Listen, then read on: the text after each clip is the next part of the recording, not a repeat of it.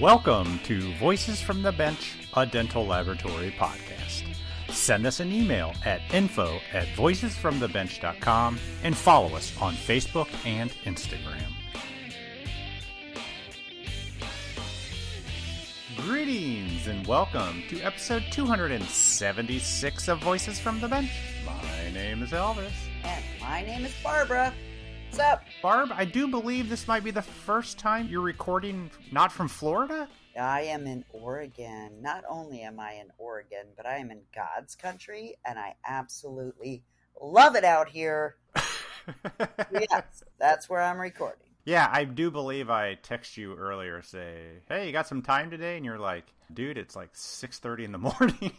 No, that was funny. I forgot. I actually dropped my kids off and my son's girlfriend at 5:50 a.m. to go sturgeon fishing, which they're being really successful. And that makes me happy, so I'm just relaxing. I went for a run and doing the podcast, which is... Running in a gorge, you said, right? Yeah, it's the Columbia River Gorge. What the hell's a gorge? And I don't know. Okay, good. I don't think we have those in Indiana. No. All right. So what's happening? Well, we just want to give everyone a quick reminder that we are quickly approaching the Ladies of the Mill Summit that's happening this month on July 21st and the 22nd. This all-including event has some amazing guests on stage and a cool masquerade party planned for Friday night. Yeah, what are you wearing? I think I'm going to go with Phantom of the Opera. Good for you. I made the commitment at Lab Day Chicago, and I think I'm going to stick with it, even though I thought about switching to Batman, because he does wear a mask. No. You are kind of fun, though, gotta say. Yeah. So on Saturday, Barb and I will be on stage recording the podcast live and in front of the audience for the first time. I know. So excited. Both Barb and I have been on stage numerous times, but this will be our first time on stage together. With a guest. So it's going to be interesting. So make sure you come be part of the fun. Register at ladiesofthemill.com today. Fantastic. Can't wait. Usually this time of the year, we spend a lot of time talking about the triathlon to raise money for the foundation. Yep, I know. I fucking know, Elvis, because that's all I do right now, okay? Even when I'm on vacation, I'm training. Did you bring your bike? No. Oh, then you're not really training. No, guess not. So we have decided to give everyone a break and not mention the triathlon during the introduction this week. All right. So you didn't just mention it at all. That's because this whole episode is about the race for the future and the foundation of dental laboratory technology. Yay, us. That's right. We are so passionate about this event and the cause, we brought on 3 others to talk about it. Now, we understand that this conversation might not be everyone's cup of tea. True. But you have to see the true value in what the foundation is doing. And I hope you do, you guys. Like, literally. Please, please, please. You got to hear this. And that the foundation is bringing quality education and opportunities to the people in our industry. Yeah. So let's get right to it. Joining us is the current chair of the foundation, owner of Triad Dental Studios, and one of my favorite people in the world, Martha Martin. Also joining in the conversation is Nicole Jackson, who runs the dental technician program at the Milwaukee Area Technical College, also an avid triathlete. Yeah, baby. And she sits on the board of the foundation. Awesome. And we're also joined by Lindsey Rowan, who basically runs the whole foundation with her role at Partners in Association Management. So collectively, Yeah.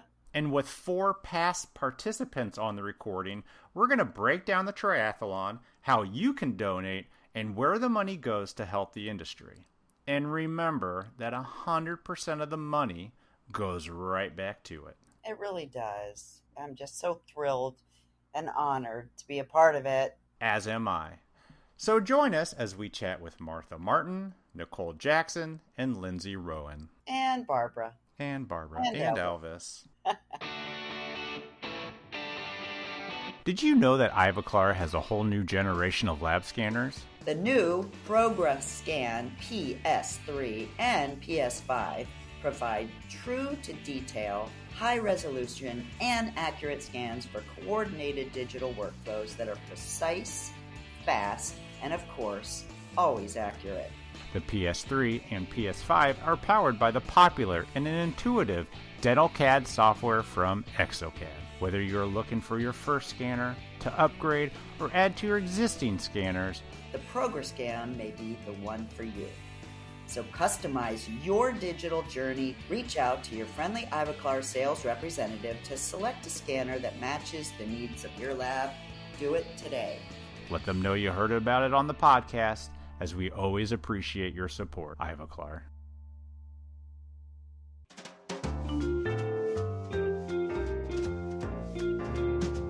Voices from the Bench. The interview. Everybody ready? Yes. Ready as I've ever been. We're just going to jump right into it. We have a full house on today's podcast talking about something that Barb and I are pretty passionate about, and also all the people on this call are probably even more passionate than Barb and I are. We're talking about the Foundation for Dental Laboratory Technology and the Race for the Future. The great triathlon that Barb and I talk way too much about. Oh, yeah. Welcome, everybody. How are you? Great. Doing good. Thank you for having us today. Absolutely. So let's do quick introductions. We're going to start off with somebody who was on our third episode. Wow. I know. 5 years ago. And you came back maybe one or two other times, but we're happy to welcome back Martha Martin, who owns Triad Dental Lab, or Studio. Is it Studio? Yes. Triad Dental Studio. Dental Studio. Who is the chair of the foundation. Yes. For 2023.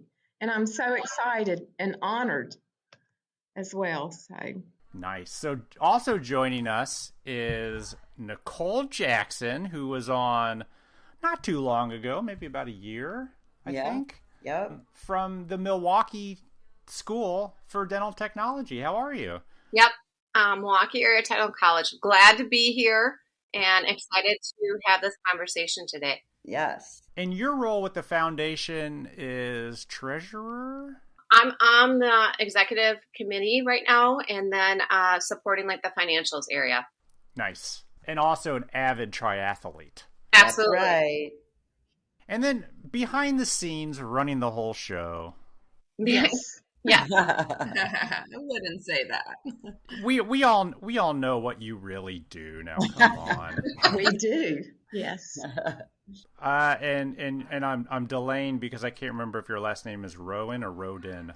Rowan. Lindsey Yes. Rowan. How You are almost you? got it. Yes. We're gonna kind of have a big group conversation about the race for the future, but first, let's talk about exactly what the foundation is. Lindsey, why don't you give us a rundown of the foundation as general, and then Martha, we'll kind of have you update us on what's going on currently. Sure. Okay. So the foundation was created in 2008 by its sister organizations, the NBC and the NADL. And the shortest way to put it is the purpose of the foundation is to advance the profession of dental laboratory technology through education. So with that, one of our biggest programs are our grant and scholarship program.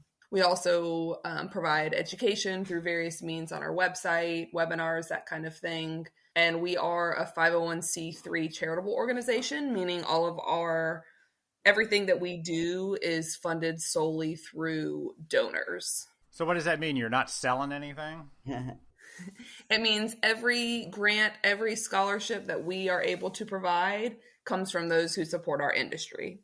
So the more money we get, the more we can circulate it back into the industry.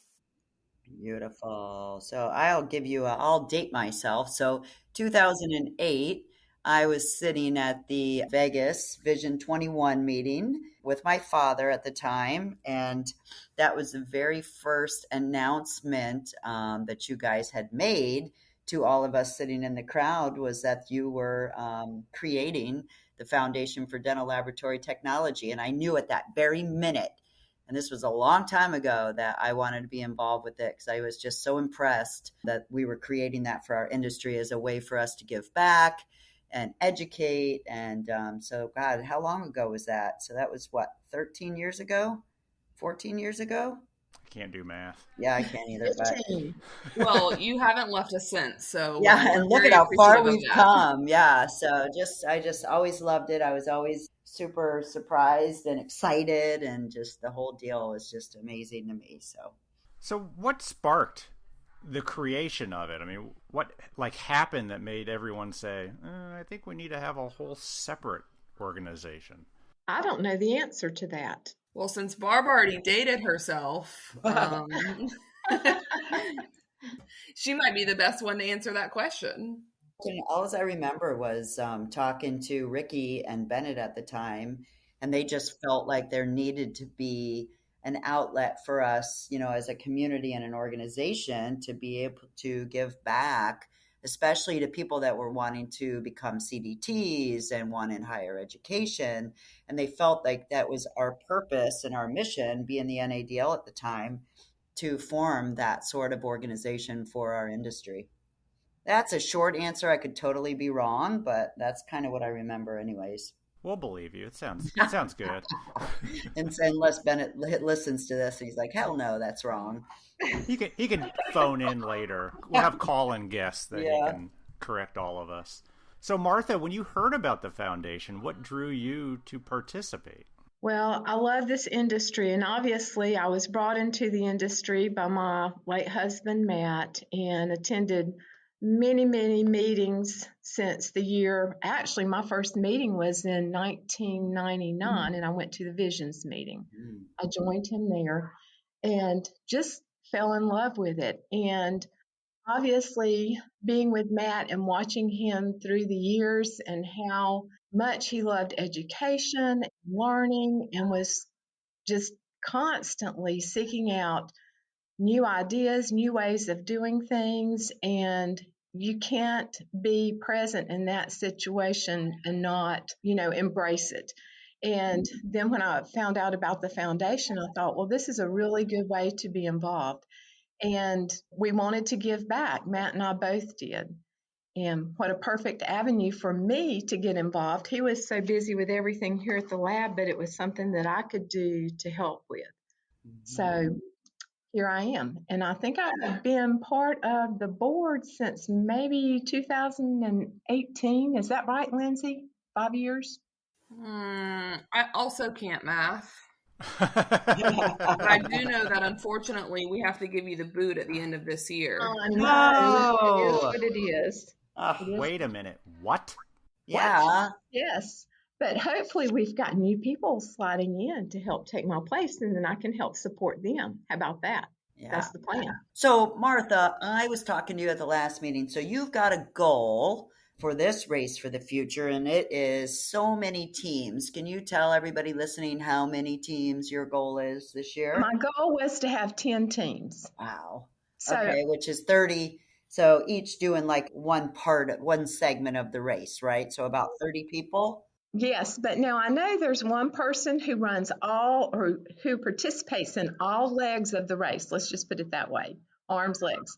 So we count this person as her own team. Okay. To a degree. Cool. All right. Do we know who we're talking about? Yes, it is Barb. And how many years have you done that, Barb? Yeah, I think this is going to be my 9th year. That's crazy. Is this the 8th? Lindsey, what year is this? We are on 9.0. Okay, so I missed one. So this will be my 8th one. I was going through a rough time in my life, and so I skipped one. So I was out one. So this is my 8th. Yep. And 2020 was non-existent because of COVID, but yes, we had to skip that. So, but I was thinking I have made myself some notes and just some talking points. And Barb, you have been such a big contributor to the foundation and to the race, and just your presence in the race draws a lot of people, and it's greatly appreciated. Thank you. And, Absolutely, Barb. I rode 12 miles this morning on my bike, just saying. you're That's kidding me. amazing. No, You I'm go, already girl. training. I'm tired of being slow on the bike. But Nicole, you're a biker. I know, Nicole, you're a biker, right? Last year? Yeah, last year I did do biking. First year I did running. This year I'm going to be running again. Wow. So you're a runner and a biker. Yeah, I mean, I like being an all-around athlete too, but Barb, I mean, you whoop my butt. So I'm telling you, you're my motivation as far as getting stronger, faster, Thanks. quicker. So I too, I couldn't, say enough as Martha did. We really appreciate everything that you do. Elvis, you too. I'm so excited that you're participating this year, and it's just going Yes. to be a great, great race and industry event for all of us. Oh, So yeah. I can't wait. So when did you do your first race, Nicole? this will be my third. Third. Okay. I'm just glad we didn't have to ask Lindsey what date. I had not met Nicole in person yet. And so I am looking through this crowd of thousands of people Oh my goodness. with a picture pulled up on my phone trying to spot her. Because everybody looks like their profile picture. Absolutely. Yeah. And they're not all wearing the same color swim cap or anything like that. No, not at all. But it all turned out, and it was meant to be. Yep. Do we have anybody participating or signed up for the Saturday race this year? Or are we all going toward the Sunday? We just kind of decided no super sprints for any of us. That's what I thought. Yes. Yeah, That's it's going to be easier. it's sure. easier. The super sprint's about 8 miles away, and especially if we're on a relay team, the super sprint is doable for anyone. So we don't let anybody do the super sprint anymore. Okay. So everybody needs to be aware of that. No Saturday. We don't advertise it. My group actually wanted to do the super sprint. Oh, stop that. No, I'm serious. And I told them that I don't want to drive 3 hours to run 1.5 miles. So I have to say, Elvis, I did it 1 year because I wanted to get a feel for like the transition because I had never done a triathlon before. Yeah. It was a little bit of a joke. And I don't mean that from an athletic standpoint. You run into the water and that's already tracking your yardage. And so you can stand the whole time you're swimming. It was just very, very short. And if you were to do it on a relay, I'd say it's good practice, but it's, Yeah. it's very small. That's like 4 steps for me. I'd be like, all right. It is kind But let's not discourage people if you want to come and you want to raise money. I mean, Sure. we're not going to And stop I don't people want to from undermine doing anybody who wants to Yeah. do a super sprint triathlon because it was still hard. I Sure. still struggled. Well, some people were doing Saturday and Sunday at Yeah, one time. you're right. I remember that. Didn't Sean Nowak do like all 3 at 1 year? Probably. Yeah, it sounds like something he would do. It does. It really does. Nicole, who is on your team this year? The team this year is going to be my husband as well. He's going to participate, and then he'll do the biking. And then Nina Rapiano, Oh, yeah. she's with Jensen. She'll be doing the swimming. I just met her. Yeah, I met her, and she told me that. I was like, oh, God, you got to train because that swim's tough. It is She's tough. great. Well, can we discuss the transitions just a little bit? Because Lindsey, you just brought that up and how to transition. Is there any pointers that all of you who have raced would like to say about transitions? Anything? Barb's the one that actually transitions the most. I just stood there and waited for someone to show up. Okay. But still, that's part of the pass off. Yeah, I think as a team or as an individual, the transition part of it, if you really are not high maintenance and you try to save as much time as you can, I literally get out of the water and I run all the way to my bike, throw on my shoes, throw on my top and go. And literally it takes me like a minute and a half. Some people sit down and put their shoes on and their socks on and dry themselves off. I mean, you can literally save 4 or 5 minutes of your total time, team total or individual total in those transitions. And so for me, I'm a really slow biker. I really focus on trying to get through the transitions as quickly and as rapidly as possible so I can make up a lot of time. But that's just for me. But yeah, I mean, anybody that's on your team, talk about it and say, okay, you know, as soon as you get to the transition, boom. Don't you guys have to give them the ankle timer? Is that how Yeah. it works? Yeah, we Yep. pass along the little. It looks like It's we're like a on tracker. looks like we're on house arrest. So, are you allowed to have someone help you through the transition who is not racing? Let me ask you that. Nope. Like, no, okay, No, they don't allow anybody. What's nice about it too is they lock your bikes up. Everything's good. really safe. You know, they make sure Okay, that there's somebody there all night long. And then, yeah, it's only you. You can't even have like a radio or headphones or anything or in and out. And they check your badges, they check your number, they check everything to make sure that you're the right person going in and out of them. Yeah, it's very well okay, put together. awesome. And how many people is there usually? I want to say that the one year I went, there was like 9,000 people. Is that correct? Oh, yeah. There's a lot. Yeah. There is a lot. This is not a small race by any means. Not at all.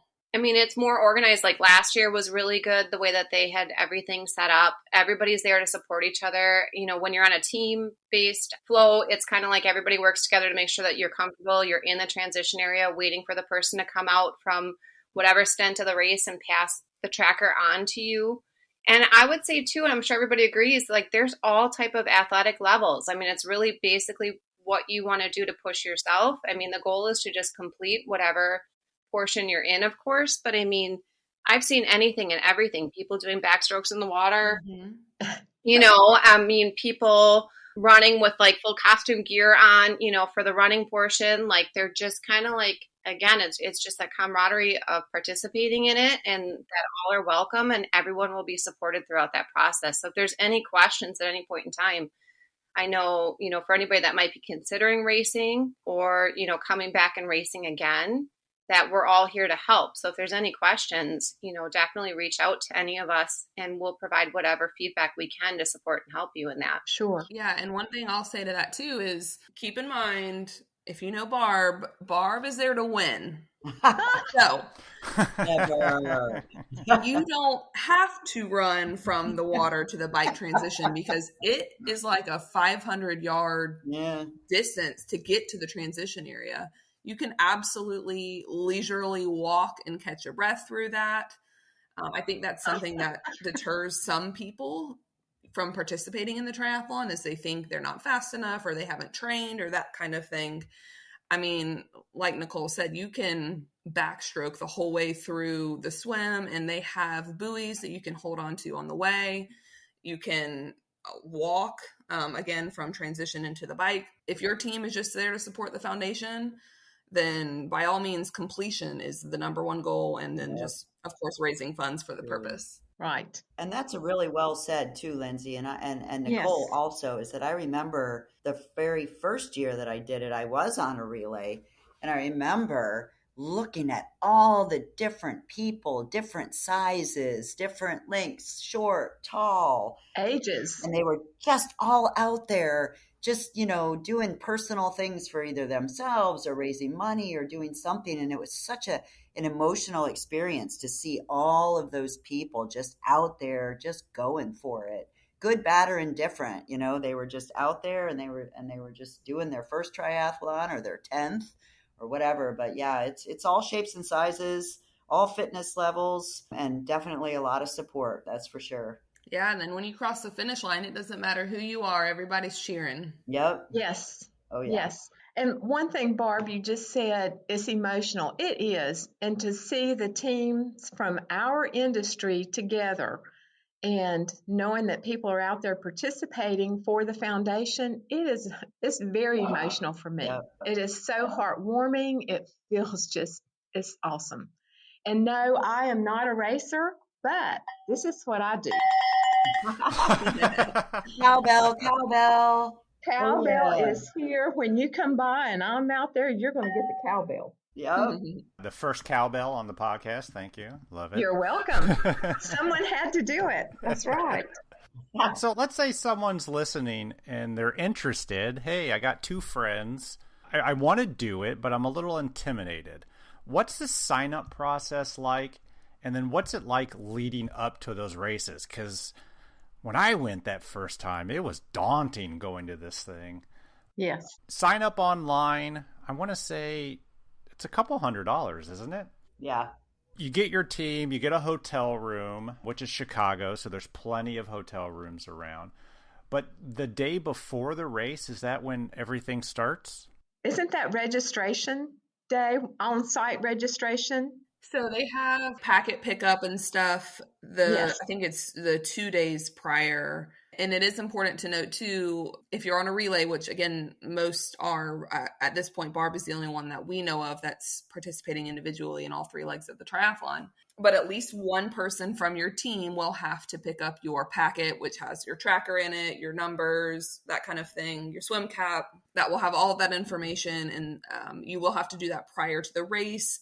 They have several time slots throughout the days leading up to the event. And it's at the host hotel, which is Hilton, Chicago. Yeah. So you will have to do that. They also, Barb, correct me if I'm wrong, you can rack your bike, I believe, the day before the race as well, right? Yep. Yep. I would say anything you can do beforehand to make the day of less stressful. Yes. And of course, if you are participating with the Race for the Future, I would team up with one of us who have done it before, because it is massive, and I'm sure it can be daunting for the first go around. So like Nicole said earlier, just call one of us, text one of us, find one of us. You're not there alone. We've done it. Most of us have done it before, or at least been present before, and can help kind of direct where to go and what to do and that kind of thing. So for people who are cycling, do most people bring their bicycles with them, or are some of them renting them? Because I do know some people rent them instead of shipping them there. So I took a call from somebody called me last week. So I've done it 5 times, and I ship my bike. I take it to a local bike shop here in town. Cool. They ship it to the cycle shop, which is literally 1/4 mile from the Hilton, Chicago. They Nice. put everything back together for me. It's $30. I go get it the day before the race, take it to my hotel room or take it and rack it. And then I bring a shipping label. I bring it back to the cycle shop. They put it back in the box and they ship it back home for me. It's literally super easy. You can ride a bike. You just have to research or rent a bike. You have to research bike rentals downtown Chicago. There's several areas, several shops there. They give you different choices, but you need to do it in the next week or so. You can't wait to the very minute, because there's a lot of people doing that. But I just find shipping my own personal bike and having, everything that I'm used to training on, it's really not that hard. And it's called the Cycle Shop, and it's down the street from the Hilton. Cool. Really easy. Super convenient. It only costs you $30. Cost me $30 to have them. Well, basically, they just put everything back together. They put the pedals back on and the stick back on, and it's probably a 10-minute job for them. And it's nice. Really cheap. Super convenient. And on the opposite side of that, I am not a biker at all. I was the one that was leisurely strolling Chicago during my bike portion. You had a basket on the front. So me even bringing a bike wasn't an option. So I've rented a bike. Like Barb said, there's several places. I know Bobby's Bike Hike is one that many use. There's also another one called Bike and Roll. And so if you don't own a bike, or you haven't ridden a bike in 20 years or whatever it may be, that is also an easy option, because it's Chicago. They're everywhere. So you can find plenty that are within reasonable distance to where you're going to be racing. But I would imagine most people are worried about the swim. Yeah. Let's talk about swimming in Lake Michigan. It's the best part. It is the best part. It's the easiest part, right? Depends who you ask. I'm just saying, 2 years ago when we were under that major heat advisory, I've never been more thankful to be doing the swim. Yeah. Awesome. And the last time, 2019, when I was on a team, they canceled the swim because current or waves or something. It was rough. That's right. Yeah. I remember that. And I remember people trying to be out there even on Saturday, and they were like, no, you can't swim. And people were saying, I want to swim. I want to swim. No, you can't swim. It was hilarious. Part, the swimming's the scariest for me personally, and it's also the most treacherous because it is scary. But you can either wear a wetsuit if it's wetsuit legal, which I think it is in Lake Michigan, or you can swim in your triathlon outfit or running gear, which is what I always do because I don't have a wetsuit in Florida and I train in Florida. So what's the point? So you get in the water and it's super cold. But I mean, once you start swimming, you don't really need a wetsuit. You just go and I personally think if you're going to swim in the triathlon, you should be getting in the pool at least 2 to 3 times a week for at least 2 months before you jump in Lake Michigan, unless you're just a good swimmer like Sean Nowak or Marlon. Yeah. Well, he's getting in the pool way more than that every week anyway. Right. But for me, I've already been in the pool, and you just have to get in there. So you just, you know that either way, even if it is treacherous, you can still make it because you've trained or you know how to swim or you just like swimming. Like you, Lindsey, I think you're a ass swimmer, so you just go. But I do like swimming. I'm not like a swimmer or anything like that. But, to those who aren't, you can take as many breaks as you want. And there's lifeguards everywhere. Yes. You can't go past a certain point. Tom Love and Gary Acco, if you're worried about the swimming, you should talk to them. They made their own strokes along the way. Yep. And they made it. Yep. But there's never been anything that's happened to anybody that I believe in 9 years, except for Nick, who had the heat issue on the run the 1 year. But everybody's always made it. Everybody's always gotten through it. Everybody's always been, walking right down the sidewalk. Paula and Morris and Martha and Matt cheering us on. So every time you take a breath in the water, you're looking over and you're seeing somebody that you love that's screaming, right. You can do it, you can do it, you can do it. And I tell you what, when you're gulping water and you're getting thrown around in there, it's very, very meaningful to see your peers, just cheering you on. I just love that. I have goosebumps right now, but that's like one of the most amazing things for me is just. I do too, Barb. Just thinking about it, how many years I've done that, and I just love that. I love seeing you guys participate. And for the swim, now swim is first. What time do they usually have the first group go in? It's early in the morning. It's like 5:30. Oh, so that's for the individuals. So like Barb could go super early. The relays, this is another cool part about being on a relay too, is they all start at the same time. So like age kind of goes out the window. There's no like wave of ages within the relay. So that as far as I've been participating, the relays usually get in the water somewhere in the 9 o'clock hour. Yeah. Okay. And you all get in the water at the same time. So that's pretty cool. And if you're competitive, you can kind of race your peers on the swim because you all started at the same time. We should note that for the swim, it's not out into Lake Michigan and back. It's like along a shore. Right. Yeah, so you're never really like out in open water and totally in the middle of nowhere. It's just like along, I don't want to say a shore because it's like a wall, right? It's a straightaway. And Barb, you brought up the best point, and I'm so glad you did too. It's the only portion of the triathlon that somebody that can actually watch you the whole time. So cool. That is extra comfort if you are scared to swim. Because I remember one year I was swimming and my husband just walked along the side while I swam. And I saw him the whole time. And it was so cool. We took videos. We've done that before too of people in the water. So I love it. Now, do you have choices regarding the time slot that you're in? Like Barb, do you get a choice or do they just sign you up? This is the time you start.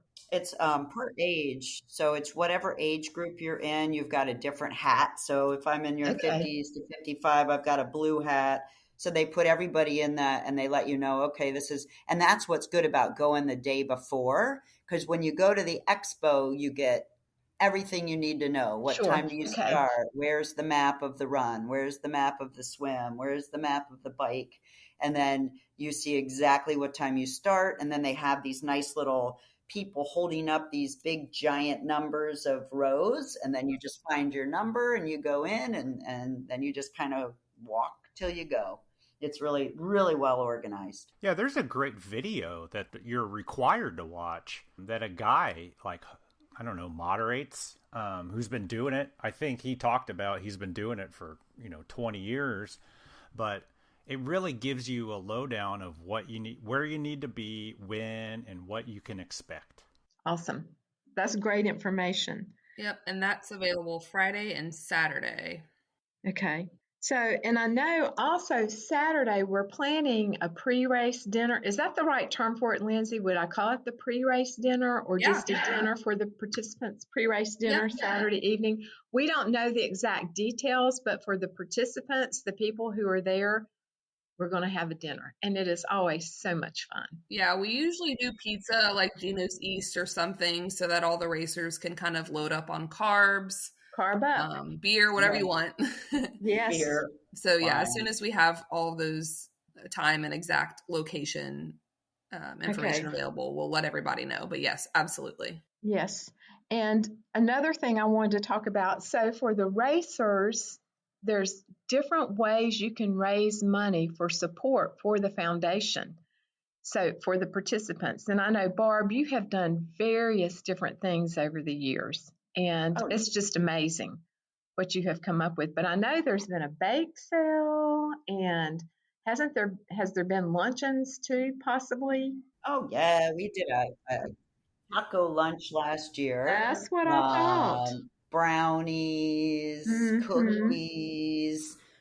We try to do something probably every other week here at Night Dental for me for raising money. And we put up pictures and, a little bit about the foundation and what we do so that everybody knows, what it's for, and everybody can kind of feel like they're getting involved, and it's motivating for me because it's really helpful to everybody. You can do it. Plus, we raise money. So yeah, I try to be, do something different every year. We thought about doing maybe like a car wash or a garage sale, but for me, food is love. People love food. So that's always a real winner. Yes, and another thing, and I know has been done in the past by various racers, and I know, Elvis, you just put this out, or Voices from the Bench did on Facebook, and that's the Facebook, what would we call that, fundraiser?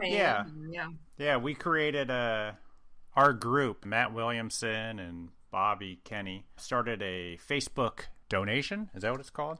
That's the name of the Abutments or something like Abutments. That? The Abutments, okay. I thought that was a clever name, and then I'm looking online. Look at some of these other great names for teams.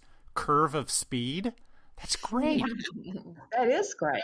First Impressions. Okay. Dental Tech Tryhards. This is great. Lithium Trisilicates. Oh, I love that. That is. I thought ours was clever. I love these names. So for the pre-race dinner, you guys need to be making sure that we all understand or know your names here for your teams. Oh, for we sure. have to do some photos of that. There's a weird name here. What is this? Barb Warner. Yeah, where did you find that? Where are you reading that from? Because I saw that yesterday, Elvis. That way people know where to go to support everybody. So you go to the dentallabfoundation.org and click the link for Race for the Future 9.0, and you scroll down and it gives you all the information, plus it gives the team names. This is the first time I've seen them. Awesome. I love it. And then let's see, another thing, some people send out emails to people who have supported them in the past. So usually every year I get a couple of emails from people I have supported reminding me, about being able to support them, which I love that too. So there's so many different ways you can raise sponsorship and support for the foundation. So, how much money has the race? Hold on, Elvis, you've got some crazy echo. Yeah, I don't know where. Every time you talk, it's like really weird. Yeah, I don't know. I've never heard it before. It's gone now. Yeah. So how much money has? So how much money? Can I fill in the blanks? So how much money has the race raised over the last 9 races? Oh, wow. So, lucky for you all, I knew you were going to ask that. Yeah. Go Lindsay. She's the best. So, this is to date as of today, June 20th. Obviously, our intent is that we will continue to raise funds through the race because we're still about 2 months out. But to date, since the first launch in 2014, now, again, we did not have a race in 2020. We've raised approximately $650,000 just from the Race for the Future. That's crazy. Wow. And cool. this year, actually, we've raised the most via sponsorship to date. Now, that's not total amount. We haven't surpassed our most amount raised yet. That was in 2018, but we have the most sponsorship to date this year. Wow. Let's touch upon that real quick. That's awesome. Because I'm looking at these sponsors, because I'm doing research on the website. There are a lot of new names on here. There are. Yes, I love it. I do too. It's amazing. I am overwhelmed by that. But what we're doing is we're getting it out there. And just the race, this $600 and some thousand, think about how many people this has helped in our industry. Oh, And we're yeah. continuing to move it forward. And one of the best sayings on the Voices of the Bench t-shirts is "Stronger Together." That is my favorite shirt. I wear it all the time when I work out, and I just love it. But it's bringing our community together, and it's keeping us moving forward. And I'm humbled to be part of that, even though I'm not a technician, but I'm part of it. What are some of the sponsorships that this is all going to? Oh, we have a list. Yeah. Lindsey, you want me to start? Do you want to fill in? I don't Sure, know. I can start and you can chime in, or anybody Okay. can chime in. So because all of our money is, again, everything that we do is donor funded, so we don't earmark specifically where this is going to go, because that changes based on the industry. As we know, this is a very ever evolving industry, so we don't earmark it. However, just to name a few things that we've done, and this is just honestly in the past 2 or 3 years, so not even since the race started, but hopefully everyone has seen some of these opportunities. But we've launched the CDT Hardship Grant, which kind of came about during COVID. COVID, yes. Yep. And basically somebody who was experiencing any type of hardship. It originally started with a COVID-19 hardship, and then we expanded it to any hardship. Basically, they could apply for this grant and it would cover their CDT renewal. So we didn't want anyone's worries or what they were going through during that time, and now we're still offering it, to hinder them maintaining their CDT designation. Obviously, we hold that to a very high standard. That's nice. Yep. We brought back the NADL University grant.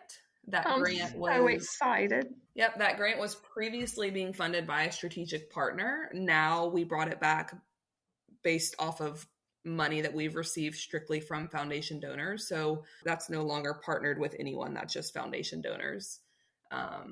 So we brought that back last year. We're continuing that this year. That application deadline is actually July 15th. So that's coming up. And we have, let's see, Elvis. The great thing about NADL University, I have attended it twice. I just have to talk about this. The first time was in 2008. The next time was in 2015. If you have never attended that, and I know I'm getting off track here, but I can't help it. If you never attended it, you need to go, because it is a great networking opportunity for our industry. Mm-hmm. And 2008, met Jeff Strunk. Oh my goodness. So still good friends with him. 2015, I met Elvis. Oh, Lord. The rest is history. The rest is history. And that was before Voices of the Bench started. But that relationship started, that networking, that camaraderie, and it's been excellent. And there were so many other people in both of those classes that I continually keep up with. And we can reach out to each other at any time. So NADL University, if you've not attended, you need to go. And I'm thrilled that the foundation is able to offer grants for that. Absolutely. Okay. Sorry.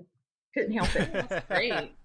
So we've also launched, this was brand new as of late 2022. So last year, the NADL Vision 21 grant, which covered tuition for individuals to attend the 2023 meeting. We're actually going to be offering that again for the 2024 Vision 21 meeting. So we turned that grant around pretty quickly and actually received more applications than we expected, just given the quick turnaround time. And we were able to award more than we were planning on, which is awesome. I love it. Pretty similar situation too for another new grant that we launched late last year, which is the Leadership Development Grant, which covered tuition for individuals to attend the Leadership Development Workshop, which actually just took place last month. It was in May in Charlotte, North Carolina. But same exact situation. We received more applications than we were anticipating. Given brand new grant, we don't know what the turnout's going to be and didn't have as much time to market it, but we were able to award 10. So that's awesome. Nice. So any of you listening, this is what the foundation is doing. And I am just so thrilled this year of all of the new things that we have added. And it's not just one, it's multiple things. Just like this leadership development grant, how many did we end up with? At least 10, or did we end up adding more? We awarded 10. The foundation awarded 10. That's 10. That's great. And then the NADL Vision 21 grant, I don't know. I think everyone on this podcast was there, but so many new faces this year, young faces coming in. It's awesome. Well, and I think what's important to note too is that we're able to do this because of the generosity of our sponsors, of the individuals that are backing and supporting. Because of our industry supporting one another, we're able to facilitate these options. And it's so, so important because ultimately it's just bringing us all together and empowering one another to become better.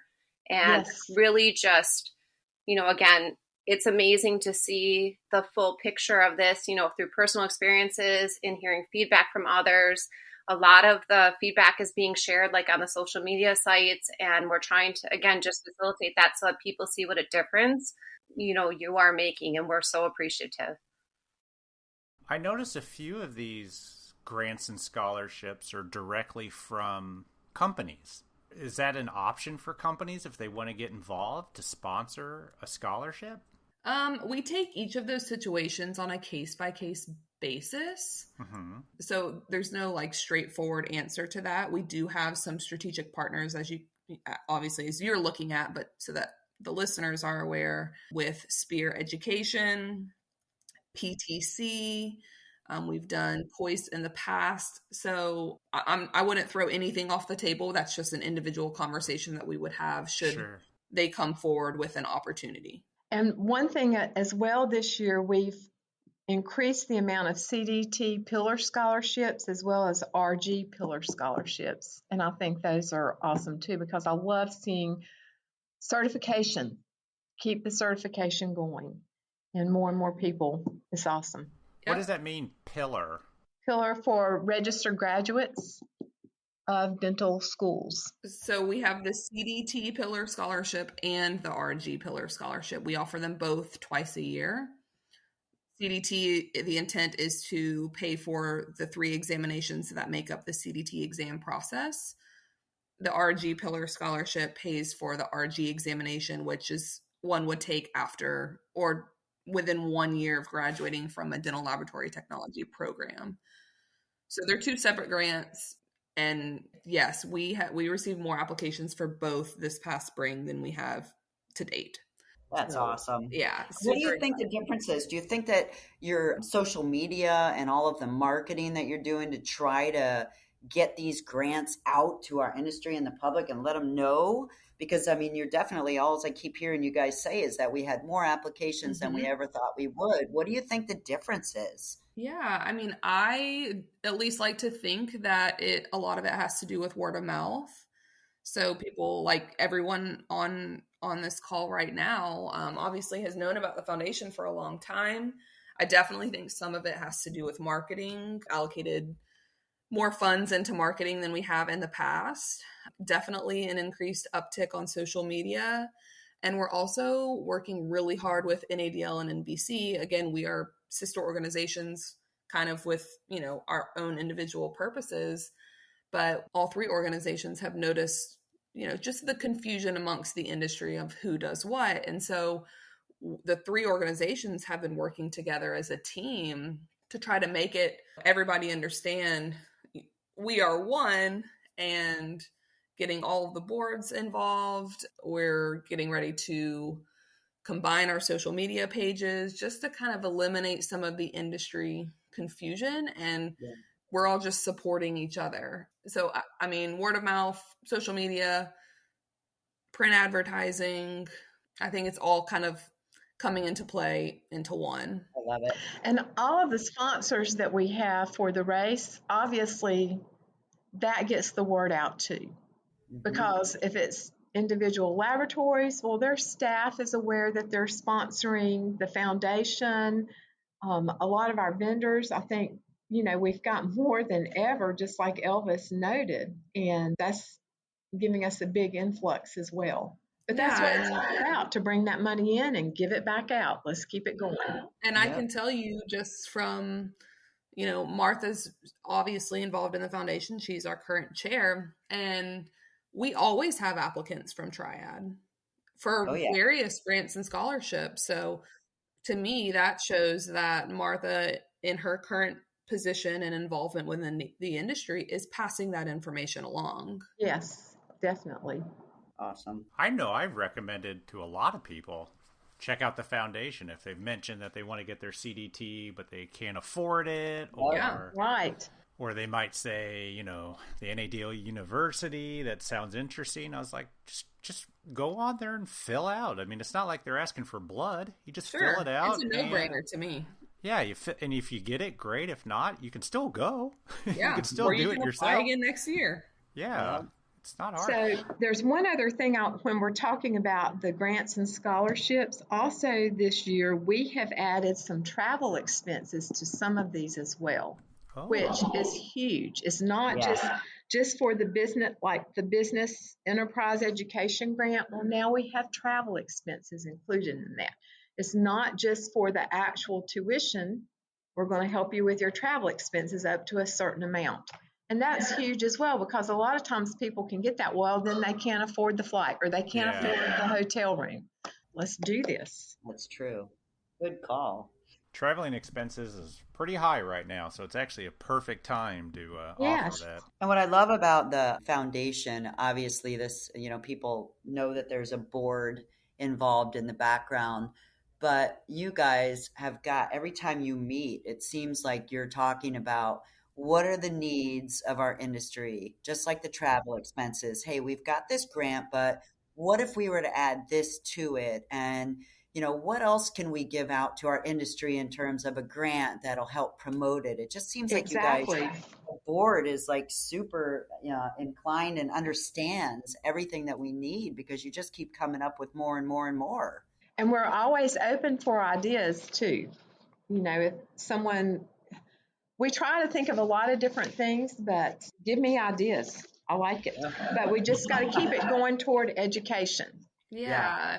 And again, a lot of that is going with the collaboration with NADL and NBC as well, and kind of having some joint meetings to make sure everybody's on the same page. The foundation actually is or has sponsored NBC's job task analysis of their new digital workflow CDT specialty. That was huge as well, and I'm excited about that. Yep. So this is going to be a brand new CDT specialty within the current CDT credential. So it's not a new certification, but a new CDT specialty. And it's going to be digital workflow, and NBC is on target to launch it fully by the end of this year. So the foundation was able to sponsor some of their efforts in order to incorporate digital dental technology into the current CDT program. Beautiful. We're also supporting NADL and their strategic plan, specifically their occupational awareness portion, which basically would provide multiple dental laboratory technology materials free of charge to schools. So it's a joint effort. A lot of times it's not that people aren't interested in DLT, it's that they don't know that DLT exists. So we're really taking steps back. Like, what's the first thing? Well, awareness, getting people involved. And as many of you know, once you're involved, at least this is what I hear, you don't get out. No. And we had the opportunity. I had one of my employees come to me and said, hey, at my son's school, they're going to have a career day. And he said, is there any way I could set up a booth and be there? And I thought, well, this is young. And this was a young school. This was not teenagers. This is like first graders through eighth graders. But I said, yes. Yep. And those kids, there's photos of that. They were so involved. And I got these little wind up teeth and had Triad Dental Studio put on it. We gave out almost 700 of those. But what a great thing, because those children didn't know where, crowns were made. They didn't even know that there was a crown, more than likely, anything like that. But it's planting those seeds early. And I'm thrilled that we were able to do that as well. I'd love to see more of that happen. Yes, but there's no reason why we can't. I mean, we had everything to set up a booth anyway, so. Yeah, sure. No brainer. What about the online learning library? Are you still adding to that? Is it still an ever-growing format?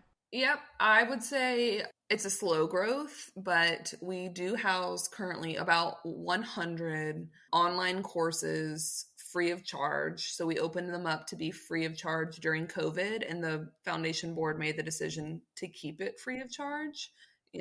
Again, our mission is education. So there's ample opportunity for individuals to obtain scientific credit through the Foundation Learning Library. We did also just start back doing webinars. We've only had one this year, but if you're on the Foundation Learning Library, there's a webinar tab. And so that's the newest one. It was uploaded about a month ago. And that was Kent Coli. So we do still add to it, and it's something the board continues to discuss. Because there's newer material, but there's also some outdated material. So we are continuing to brainstorm how we can make sure we're keeping that information up to date. Yeah, there's a lot of videos on here. There is. I'm looking now. Yeah, well, awesome. This is amazing stuff. Hopefully we've encouraged maybe a few people to say, hey, let's give it a shot. I hope. If not, we absolutely encourage everyone just to come out and cheer us on. Absolutely. Yes. Of course, we have to encourage the donation part of it to Nicole's team, my team, or Elvis's team, please. Please. That's right. We've got 3 different teams on here right now. Yep. Well, let's see. I see Curve of Speed, Dental Tech Tryhards. This is what Elvis was talking about. First Impressions, Lithium Trisilicate. That's great. The Abutments, and then Barb is her individual triathlete team, and I would love to see at least 5 more teams. Oh, yes.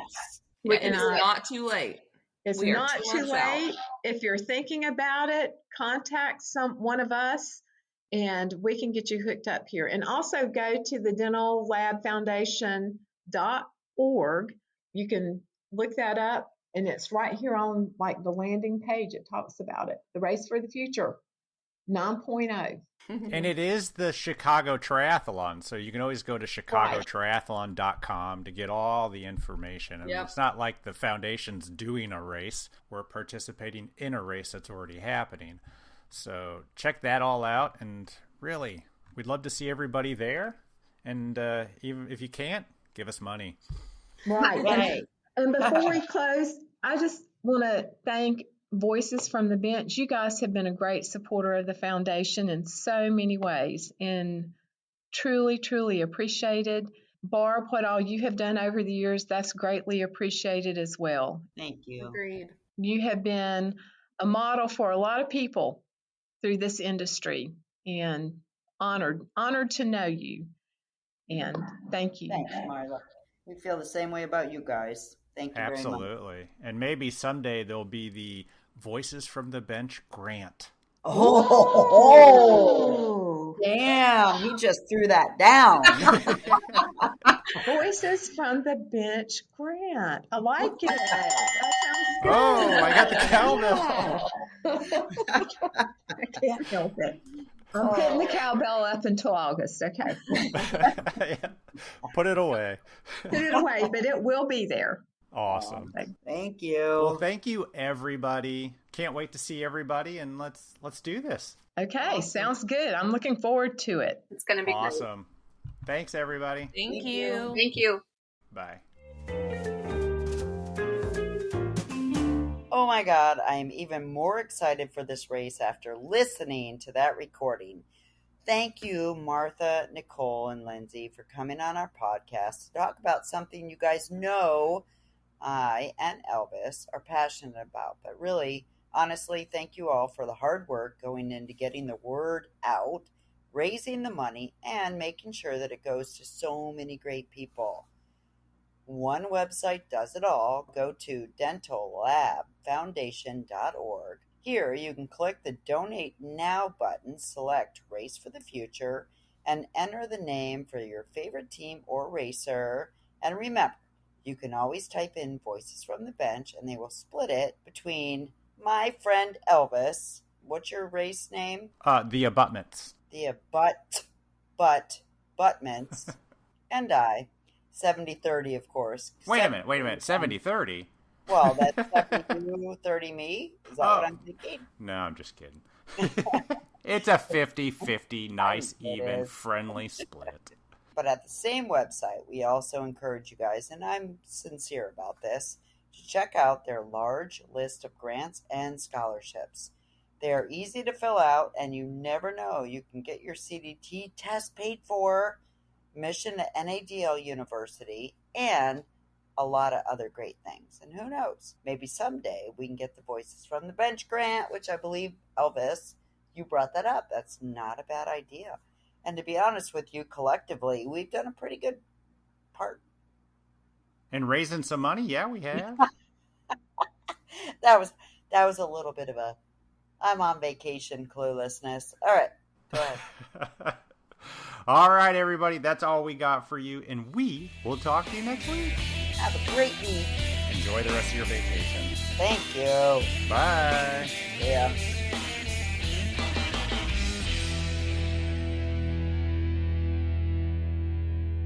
It's beautiful here. Oh,